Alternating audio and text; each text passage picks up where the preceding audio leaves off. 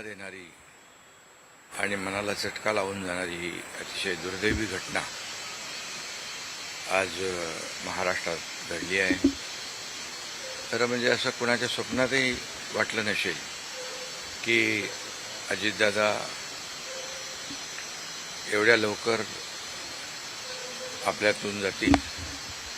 ही महाराष्ट्रासाठी अतिशय दुःखद आणि दुर्दैवी घटना अजितदादांच्या जाण्याने झालेली आहे.